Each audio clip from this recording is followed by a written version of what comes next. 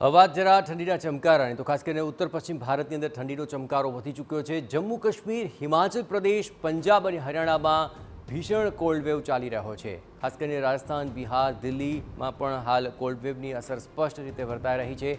પહાડી વિસ્તારોમાં છેલ્લા કેટલાક દિવસોથી હિમવર્ષા થઈ રહી છે। મેદાની વિસ્તારોમાં પણ આ કડકડતી ઠંડીનો અહેસાસ થઈ રહ્યો છે।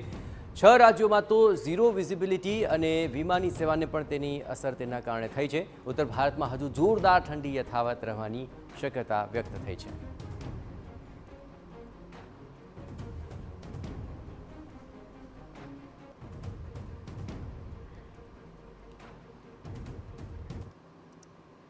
તો દેશભરના ઠંડીના સમાચારોની વચ્ચે રાજ્યમાં કયા પ્રકારે અત્યારે હવામાન છે તેને લઈને પણ આપણે જાણકારી આપી દઈએ। રાજ્યભરમાં અત્યારે લોકો આકરી ઠંડીનો અનુભવ કરી રહ્યા છે।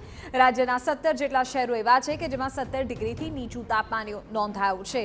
11.4 ડિગ્રી તાપમાન સાથે નલિયા રાજ્યનું સૌથી ઠંડુ શહેર, જ્યારે અમદાવાદમાં 16.4 ડિગ્રી, ગાંધીનગરમાં 15.4 ડિગ્રી તાપમાન, રાજકોટમાં 13.6 ડિગ્રી અને સુરેન્દ્રનગરમાં 14.8 ડિગ્રી ઠંડીનો પારો પહોંચ્યો। ડીસામાં 13.4 ડિગ્રી, વલ્લભ વિદ્યાનગરમાં 16 ડિગ્રી જેટલું તાપમાન નોંધાયું।